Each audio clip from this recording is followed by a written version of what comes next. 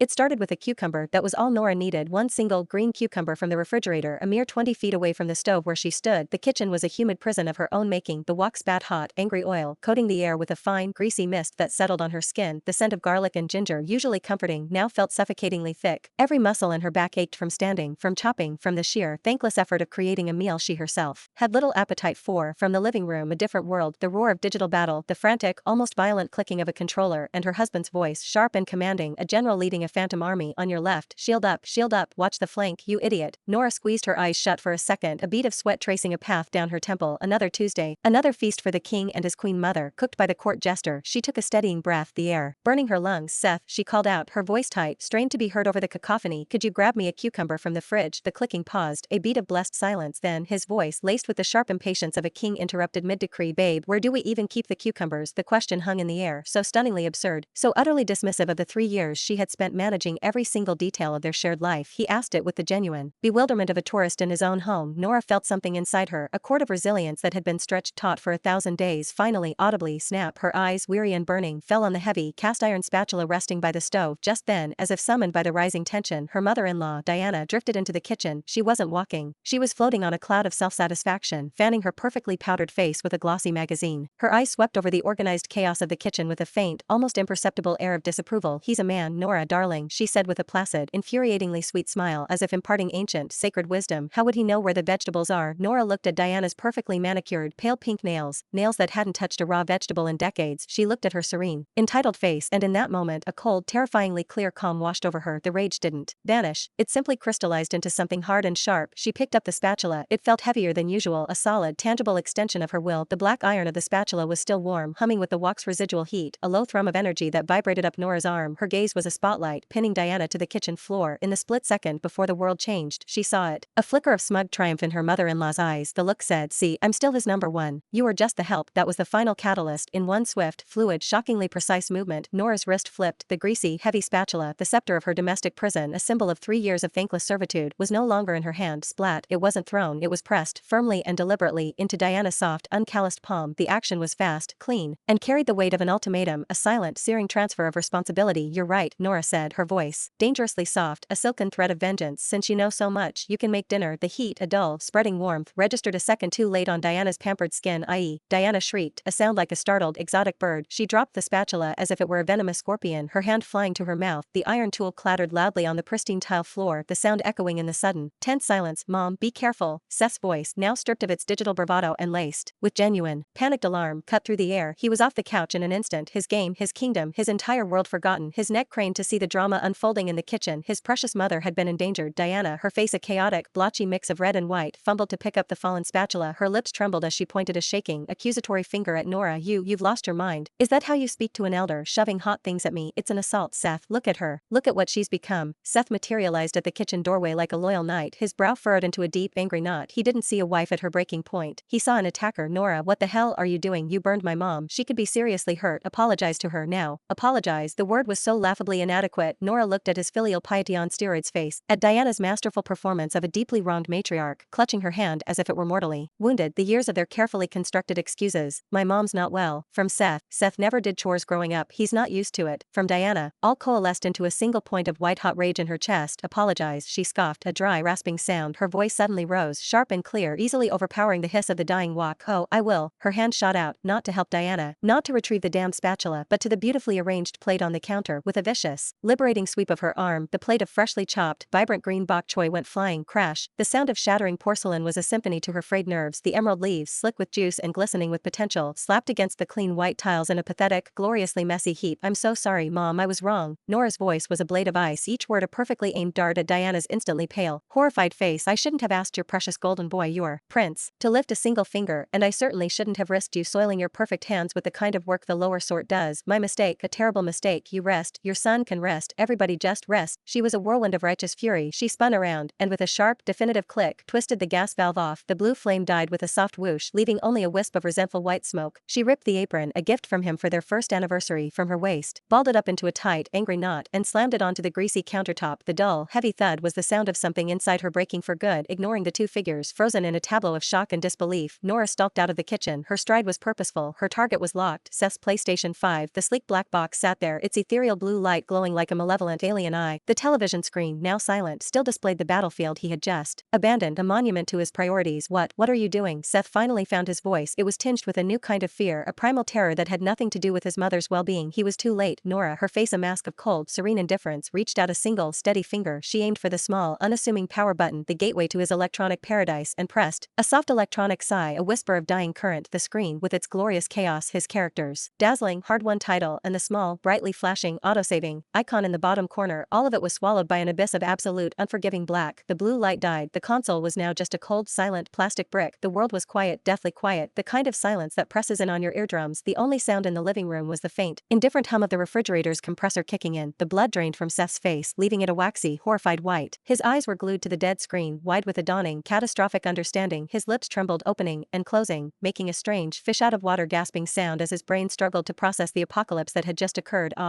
Then it came, a scream so raw, so shattered, so filled with the agony of a soul being ripped from its body, it felt like it could crack the very foundation of their home. He lunged at the console, his movements jerky and uncoordinated. His fingers, usually so deft on the controller, jabbed frantically, uselessly, at the unresponsive power button. He scrambled to the floor, yanking the power strip from the wall and plugging it back in, his actions as clumsy and desperate as a caveman trying to start a fire. My save, my platinum save, he wailed, the words tearing from his throat, thick with utter devastation. He collapsed onto his knees, his hands clutching his head. 3 months of grinding, my god tier loot, my stats, it's gone, mom. It's all gone, it's all gone. He whipped his head around, his bloodshot eyes locking onto Nora. The look in them was a terrifying cocktail of disbelief, incandescent fury, and a hatred so pure, so personal, it was shocking. He looked at her not as if she had turned off a toy but as if she had personally, methodically murdered his entire family before his eyes. Nora, are you insane? Do you have any idea how important that was? What did you do? What did I do? Nora leaned against the cool wall, her arms crossed, a spectator at his one-man tragedy, watching his world-ending, operatic despair. The last dregs of her own suffocation were replaced by a cold, almost cruel, sense of detached satisfaction. Her gaze drifted past his heaving shoulders to Diana, who was stunned into absolute silence, her own fabricated injury forgotten in the face of her son's apocalyptic grief. What did I do? Nora repeated, her voice calm and even, a sliver of steel that easily cut through Seth's hysterical sobs. She tilted her head slightly, a gesture of mock curiosity, and slowly recited Diana's earlier, sacred wisdom. You're